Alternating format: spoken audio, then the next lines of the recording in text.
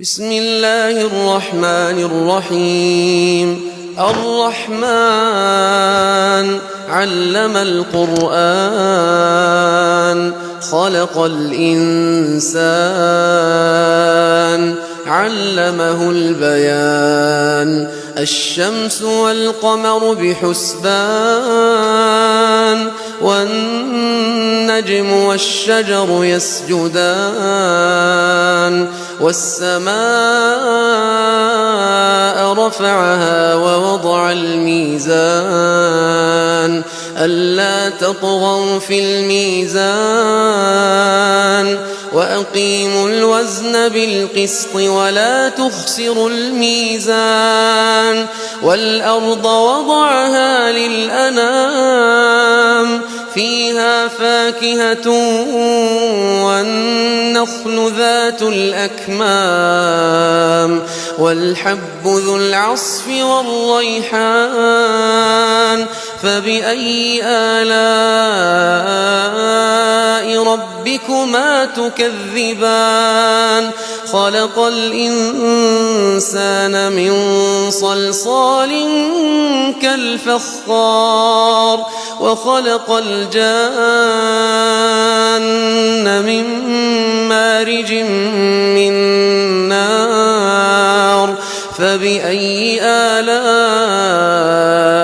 ربكما تكذبان؟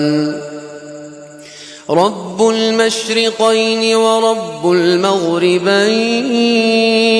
فبأي آلاء ربكما تكذبان؟ مرج البحرين يلتقيان بينهما برزخ لا يبغيان. فبأي آلاء ربكما تكذبان؟ يخرج منهما اللؤلؤ والمرجان. فبأي آلاء ربكما تكذبان؟ وله الجوار المنشآت في البحر كالأعلام. فبأي آلاء ربكما تكذبان؟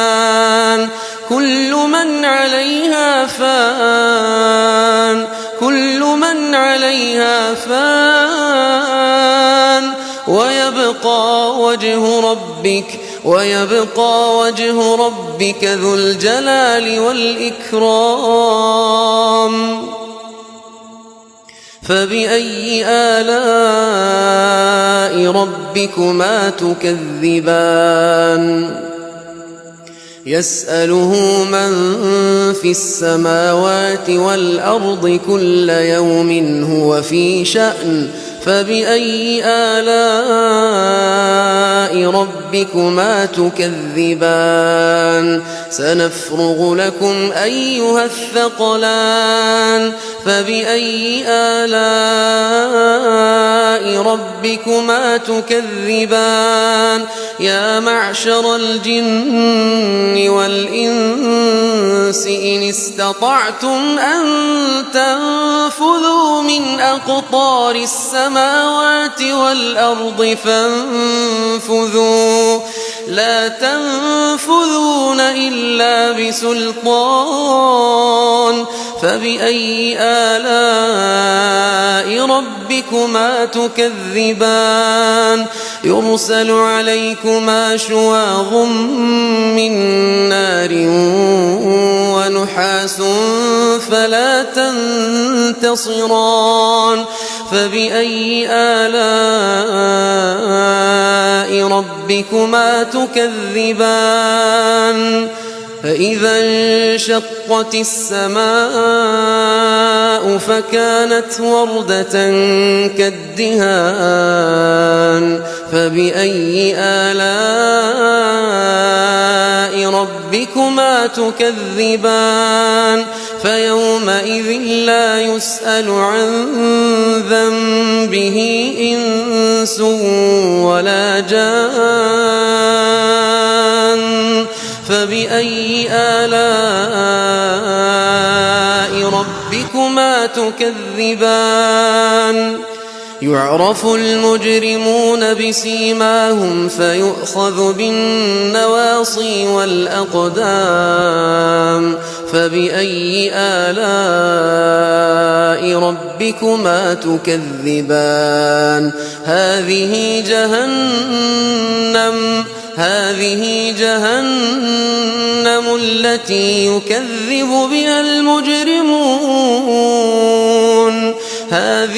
جهنم التي يكذب بها المجرمون يطوفون بينها وبين حميم آن فبأي آلاء ربكما تكذبان